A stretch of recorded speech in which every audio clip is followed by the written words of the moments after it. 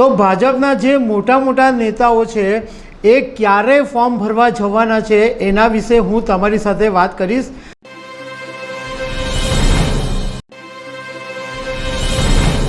નમસ્કાર દર્શક મિત્રો, લોકસભા 2024ની ચૂંટણીના 7 તબક્કાઓની જાહેરાત કરી દેવામાં આવી છે અને ગુજરાતની અંદર ત્રીજા તબક્કામાં 7 મે 2024ના દિવસે ચૂંટણી થવાની છે।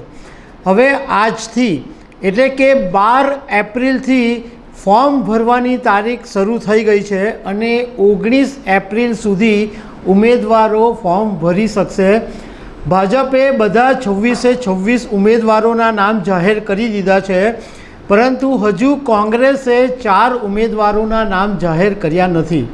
તો ભાજપના જે મોટા મોટા નેતાઓ છે એ ક્યારે ફોર્મ ભરવા જવાના છે એના વિશે હું તમારી સાથે વાત કરીશ। મારું નામ રાજેશ શાહ છે અને તમે જોઈ રહ્યા છો ખબરછે.com। દર્શક મિત્રો, પહેલાં એ વાત કરી લઈએ કે 7 મે 2024ના દિવસે ગુજરાતમાં ચૂંટણી થવાની છે એક જ દિવસ માટે। તો એના માટે 12 એપ્રિલથી માંડીને 19 એપ્રિલ સુધી જે ઉમેદવારોના નામ જાહેર કરાયા છે એ ફોર્મ ભરી શકશે અને 20 એપ્રિલે ફોર્મની ચકાસણી થશે અને 22 એપ્રિલ સુધીમાં ધારો કે કોઈએ ફોર્મ પાછું ખેંચવું હોય તો 22 એપ્રિલ સુધીમાં ફોર્મ પાછું ખેંચી શકાશે। હવે આ ઉમેદવારો ક્યારે ફોર્મ ભરવા જવાના છે એની વાત કરતાં પહેલાં થોડીક એ વાત કરી લઈએ કે ગુજરાતની અંદર કોંગ્રેસ અને ભાજપનો વોટ શેર કેટલો હતો અને કેટલી બેઠકો જીતેલી।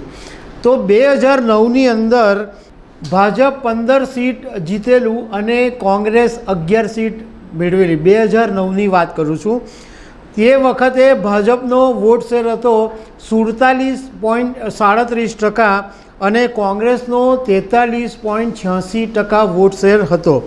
2014ની અંદર ભાજપ બધી 26 બેઠકો જીતી ગયું અને વોટ શેર સીધો 47%થી વધીને 59.10% થઈ ગયો અને કોંગ્રેસનો જે વોટ શેર 43% હતો એ સીધો ઘટીને 32.90% પર આવી ગયો।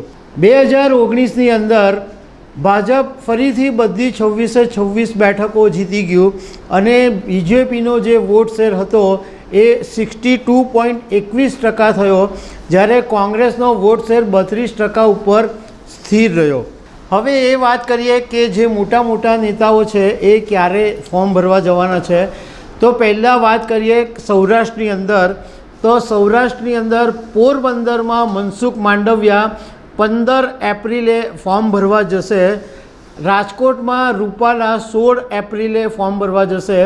પરસોત્તમ રૂપાલાને ભાજપે આ વખતે રાજકોટ પરથી ટિકિટ આપી છે, પરંતુ એમની સામે અત્યારે વિવાદ ચાલે છે અને ક્ષત્રિય સમાજના લોકો રોષે ભરાયેલા છે અને એક જ માંગ કરી રહ્યા છે કે રૂપાલાની ટિકિટ કાપો।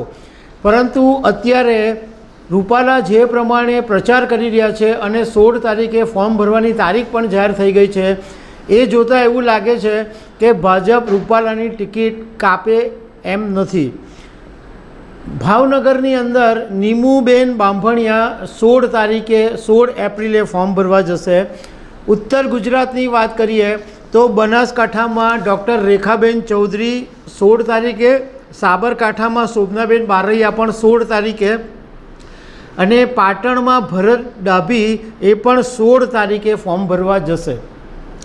અમદાવાદ પૂર્વમાં હસમુખ પટેલ 15 તારીખે અને અમદાવાદ પશ્ચિમમાં દિનેશભાઈ મકવાણા 16 તારીખે ફોર્મ ભરશે।